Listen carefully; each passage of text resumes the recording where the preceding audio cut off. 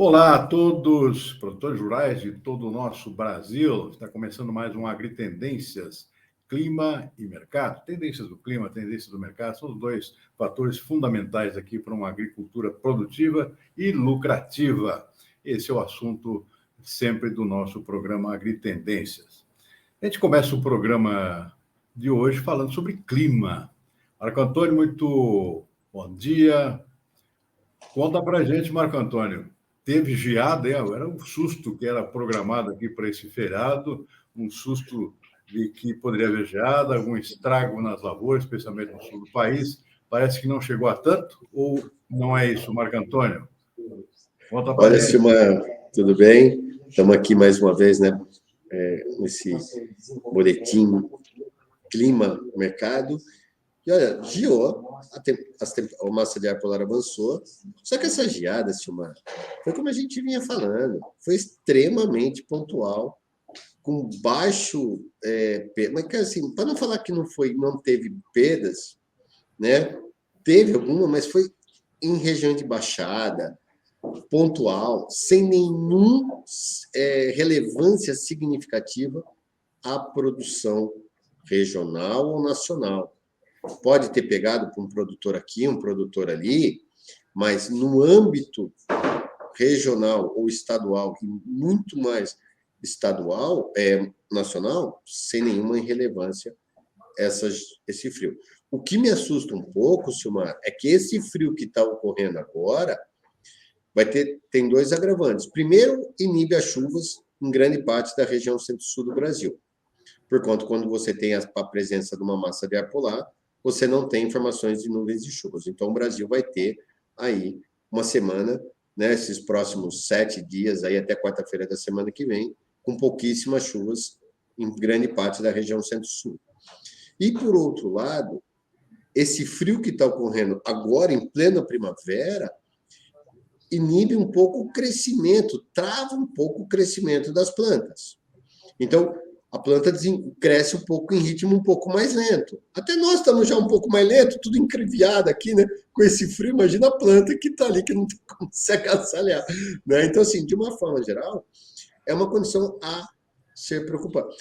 E, rapidamente, para deixar, porque o tema é mais para você hoje do que para mim, as chuvas retornam a partir de quarta-feira em todo o Brasil, então as condições são excepcionais. E esse ano agrícola, né, 2022, 2023, o produtor de norte a sul, de leste a oeste, vai ter que ficar muito mais preocupado com o estresse térmico do que com o estresse hídrico. Ou seja, não precisam se preocupar com chuva, porque chuva vai ter em todo o Brasil ao longo de toda a safra. No entanto, essas variações de temperaturas deverão persistir ainda pelos próximos 90 dias, ou seja, até o verão. E isso pode trazer algum probleminha pontual aí para o desenvolvimento. Mas, Silmar, se o clima está bem com relação às chuvas, né, e não teve geada, então, de uma forma geral, o seu lado não está indo no clima para o teu lado aí, econômico, político, tanto aqui no Brasil quanto mundial, está bem complicado, hein, Silmar? A Laninha está causando mais estrago do teu lado do que no meu. Pois é, Marco Antônio, o clima da economia mundial, inclusive, né? Sim, cheio de novidades aqui não muito boas, né? Banco Central dos Estados Unidos acaba de aumentar mais uma vez sua taxa básica de juros em mais 0,75%, agora passa para uma taxa de 3,75% a 4%.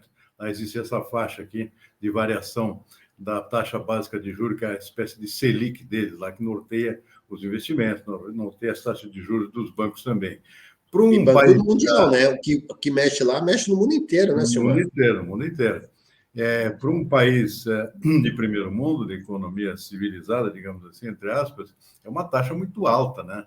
E tem um segundo agravante, o Banco da Inglaterra acaba de anunciar também um aumento na taxa de juros, também em 75 pontos, e que vai ser a mais alta em 33 anos. Lá também, país acostumado com taxa de juros baixa, perto de zero, né? também para eles é uma novidade horrível do ponto de vista do desempenho da economia, porque isso trava a economia, indica já cada vez mais claramente uma tendência de recessão para o ano que vem. É bom lembrar que também o Banco Central Europeu também acabou de aumentar sua taxa básica de juros, ou seja, praticamente em todo o Ocidente aqui, taxas extremamente elevadas para países desenvolvidos. E do outro lado do mundo aqui, é bom lembrar que a China está com um crescimento muito baixo para os seus padrões, país acostumado a crescer 6% a 8% ao ano, vai crescer no máximo 3%, talvez 4% com sorte esse ano, o que é muito pouco para uma economia que vinha puxando o resto do mundo, né, pelo seu crescimento gigante nos últimos anos. Exatamente. Isso mexe aqui até para nós aqui, né? Exatamente. Bom, que consequências tem? Bom, além disso, tem o seguinte, tem todas as incertezas na economia geradas pela mudança de governo de um lado para o outro aqui no Brasil, né? Ou seja, saímos de um lado do espectro político para outro extremo, né, do espectro político. E isso causa muita incerteza na economia. Ou seja, são muitos pontos de interrogação que a gente tem pela frente com relação ao desempenho da economia. Tudo isso, e voltando aqui à questão dos juros, trava o crescimento econômico, provoca a recessão, consequentemente, isso tem impacto no consumo de produtos essenciais do nosso agronegócio. Começa por aqueles produtos que não são alimentos, é o caso do algodão, por exemplo. O algodão vem sofrendo bastante, com forte queda nos preços do mercado internacional, que é a chamada commodity de consumo adiável. Ou seja, você pode atrasar, adiar para o ano que vem a compra de um terno novo, de uma camisa nova, não pode deixar de comer. Então, alimentos ainda têm uma certa resistência. Mas é bom lembrar também, por esse lado, que as safras estão indo bem, ou seja, a colheita dos Estados Unidos está indo para o fim, soja tem uma produção normal, milho sim ficou abaixo da expectativa, em compensação o Brasil aumentou a sua produção esse ano, tem tendência de aumentar novamente no ano que vem a área de plantio. Não, e outra coisa, né, Silmar, assim, só desculpa te interromper, mas o clima está mantendo uma condição favorável, apesar de algumas certas irregularidades, mas tudo está caminhando para que o Brasil tenha uma safra recorde esse ano, né? Exatamente. Então, isso é um fator baixista também, certo? Exatamente, sem dúvida nenhuma. E um outro fator que acaba de ser anunciado também é que a Rússia vai permitir a continuidade das exportações da Ucrânia. A Ucrânia estava com a ameaça de que a Rússia voltasse a fechar seus portos, causou um aumento forte aqui nos preços do milho e do trigo, só que a Rússia voltou atrás, disse que não, vai continuar permitindo as exportações, e isso significa maior oferta no mercado internacional, tanto que o trigo, ontem, já no feriado aqui no Brasil, a Bolsa de Chicago funcionou, teve um tombo de 6% na Bolsa, depois que o governo russo disse que não, a Ucrânia vai continuar exportando o seu trigo, portanto, esse fator baixista também para o preço, não só do trigo, como também do milho. Tanto que hoje o trigo continua operando em baixa nessa quinta-feira, o mercado, claro, recém abriu, mas estava operando aqui em baixa também nessa manhã. E as incertezas políticas aqui no Brasil, com essa mudança de governo que eu estava mencionando, gera todo um ponto de interrogação muito grande no sentido da economia. Eu vou lembrar que o presidente que se elegeu agora andou assinando aqui com algumas mudanças importantes, falou até em taxação de exportações, tudo isso gera, mesmo que não aconteça, mas gerou muita insegurança no mercado, o produtor muito assustado em relação a isso. Em suma, estou relatando aqui muitos fatores baixistas para os preços, essa é a conclusão que eu queria chegar e que me chama a atenção, e claro, me preocupa, porque preocupa os nossos produtores aqui de todo o Brasil.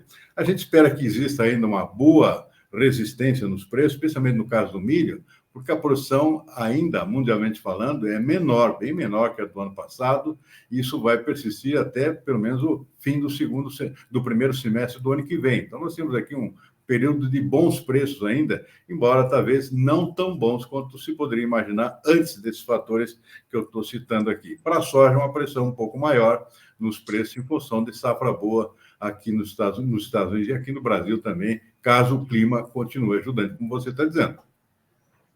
Exatamente, Silmar. Assim, eu acho que o único ponto de interrogação na América do Sul esse ano chama-se Argentina. Por quê?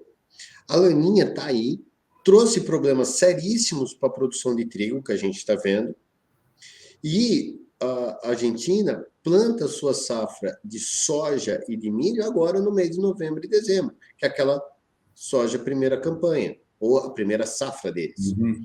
Como está muito seco, né? Giou bastante, a gente falou muito de geada aqui no Brasil, que não teve, mas na Argentina teve geadas. Isso pegou um pouco mais o trigo deles também.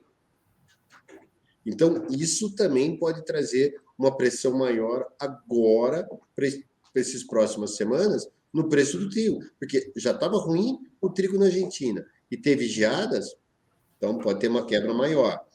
E outro fator, não há previsões de muitas chuvas para novembro. Então, o plantio da soja e do milho pode ser menor a área, algo que já aconteceu com o trigo. Então, isso traz uma certa pressão positiva, principalmente por causa do milho, né? Mas, de uma certa forma, é a única região, é o único ponto de interrogação, porque o Brasil deve produzir uma safra relativamente boa de soja e milho, de café, de cana, para o ano que vem, então está tudo muito bem, né? E se tudo caminhar bem do jeito que está se mostrando os modelos, a safra seguinte americana, lógico, nós estamos só fazendo uma especulação da especulação aqui, pode ser boa de novo, sem grandes quebras, porque a laninha não vai ter mais, né, para a safra seguinte. Então, recessão e safras boas, isso é pressão baixista para os preços. Aliás, você citou a questão do trigo aqui, o trigo realmente tem essa possibilidade aqui de compensação de preço, compensando a continuidade da exportação da Ucrânia, que é um fator baixista. A quebra na Argentina é um fator altista para o preço.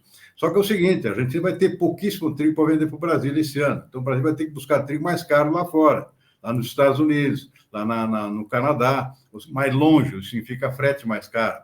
Então, isso acaba dando uma certa sustentação ao preço do trigo aqui para o produtor brasileiro, apesar dessa questão da Ucrânia ser baixista. Então, você realmente lembrou bem, a Argentina com menos produção, o Brasil tendo que buscar trigo mais caro, significa sustentação de preços internos aqui no Brasil, mesmo com queda no mercado internacional.